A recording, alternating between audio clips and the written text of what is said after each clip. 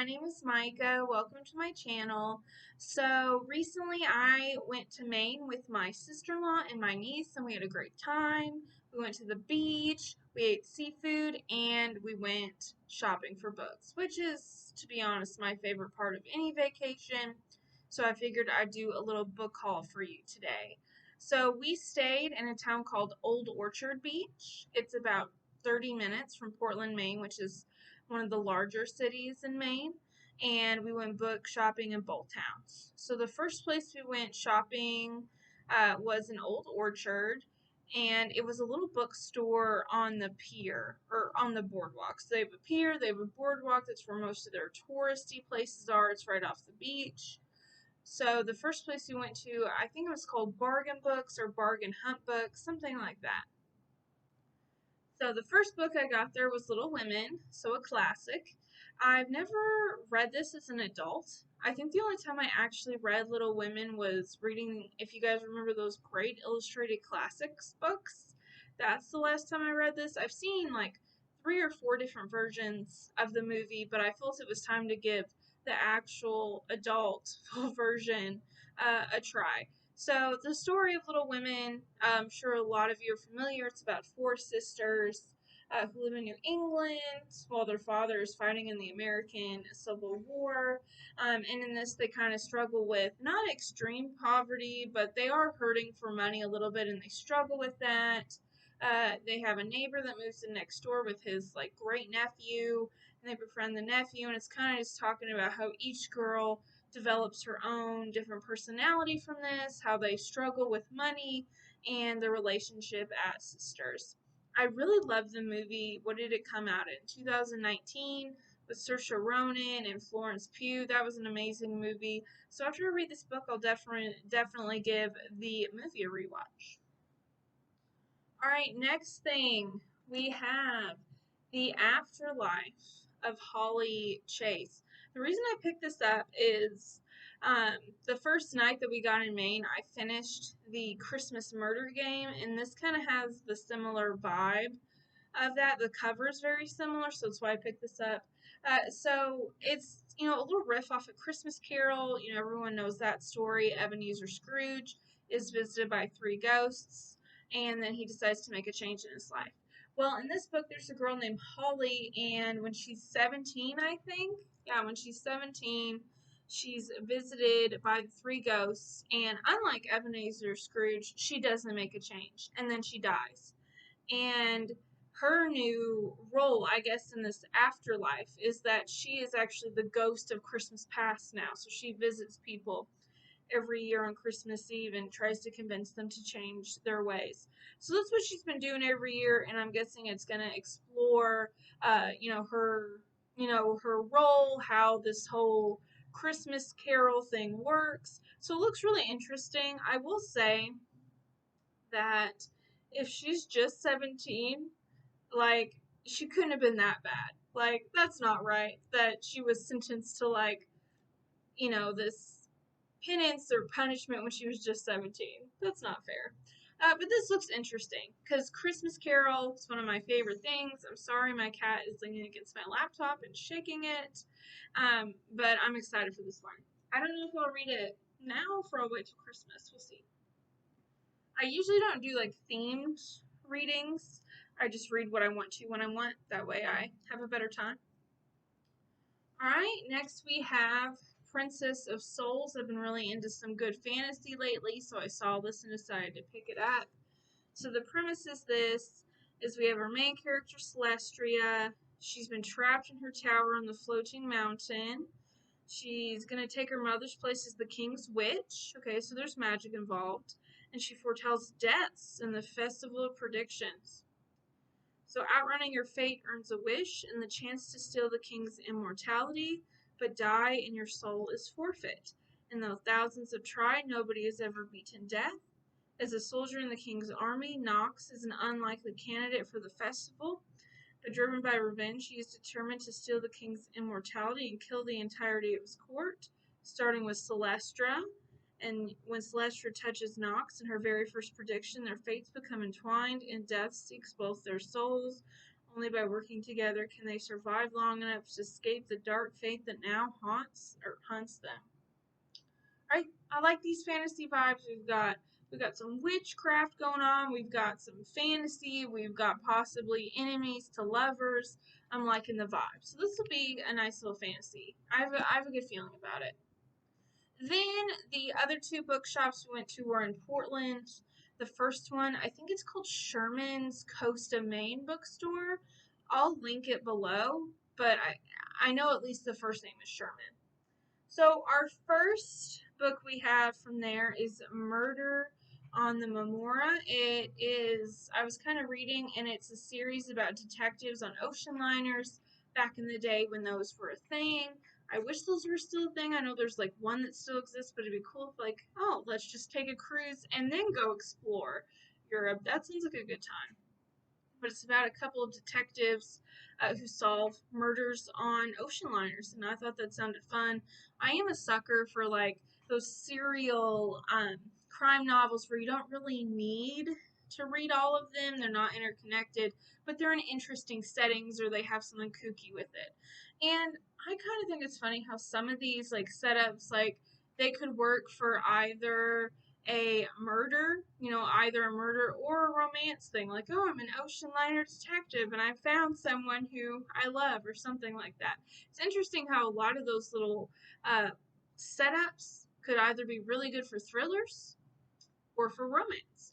But this is cool. I really liked the cover. It gave me some good vibes. This isn't the first book in that series. They only had about 4 books in there of this series in Sherman's.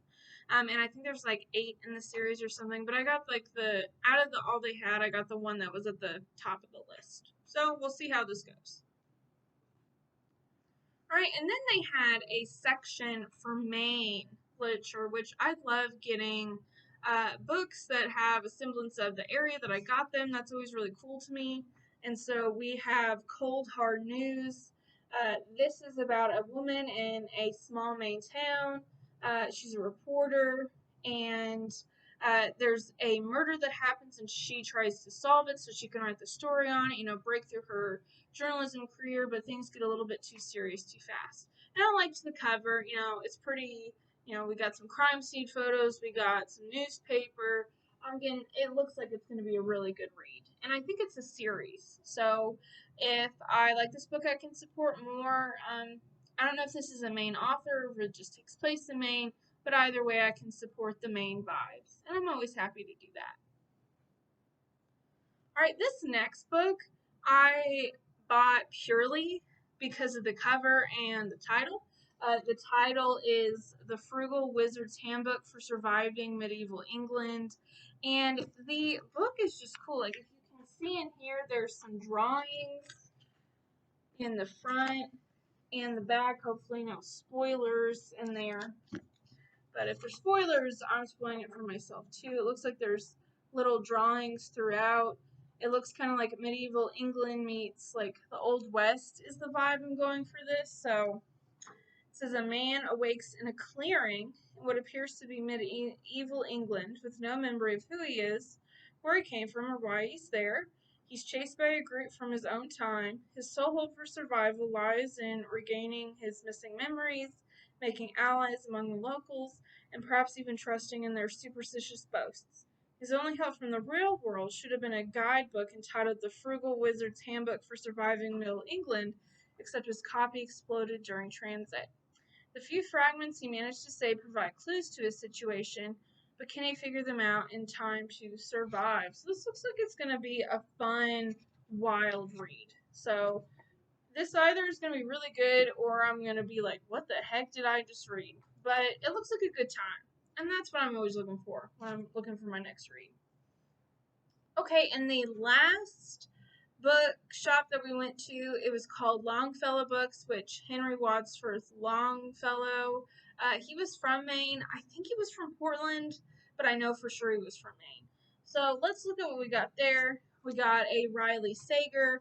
I've not actually read Riley Sager before, but Audrey from Chapter and Converse that I absolutely love. She always is raving about how great they are. So I figured I already have the only one left, and I haven't read it yet, but I saw it, and this was like on sale for like $5.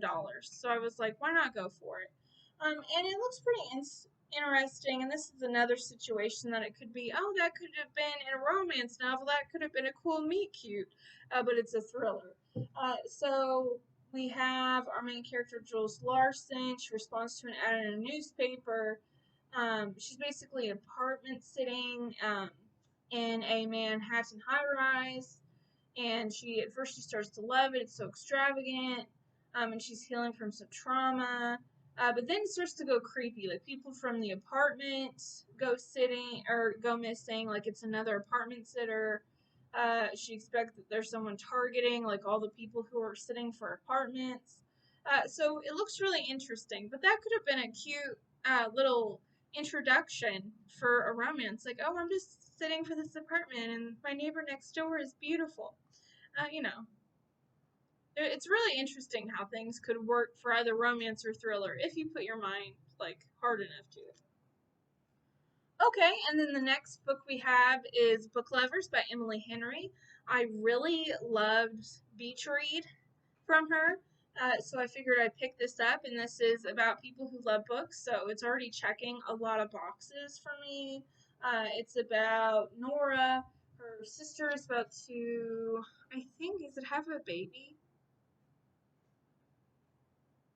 I could just be making that up. But anyway, she's going on a trip with her sister, and she bumps into this guy that she knows from the editing world, and she hates him.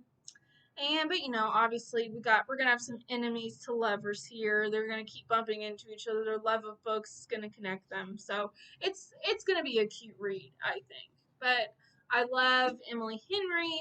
I love the covers of her books, and I love that it's book lovers focused. All right, last book here. We have, I love the cover for this. This was another used book. We have Le Morte d'Arthur, and this is by Sir Thomas Malory. So I have always loved the Tales of Robin Hood, the Tales of King Arthur, and the Knights of the Round Table. I've read a couple things. What was it called? The Mists of Avalon is about Arthurian legends. I've read The Once and Future King, which the first part of that book is the inspiration for the Disney Sword in the Stone movie. I've watched the TV show Merlin. I like that. That's that element of fantasy has always appealed to me. And this is kind of like the official, like all the tales and myths of Arthurian legend kind of compiled in one place. Well, there's always like 5 different iterations of each myth, but so we have some King Arthur going on here, and I do like the cover. It's just fun. It's like, this is knights. This is the era of fantasy, slaying dragons, saving the damsel in distress. I like the cover. And I'm really excited to actually deep dive into like the origin for all these spin-offs of the Arthurian legends. And I also loved that King Arthur movie with Keira Knightley that came out in like 2004. That was awesome. All right, so that is all the books that I bought when I was in Maine. I had an amazing vacation and a great book shopping month. So I will list all these books below in the comments, or not in the comments, the description, and I'll also put the bookstores that we went to because uh, the one in Old Orchard Beach, it had a lot of great variety and really great prices. And then in Portland, those bookstores were just cute. They're homey. I could have spent hours in there. But I hope everyone has a good day and stay safe. Bye.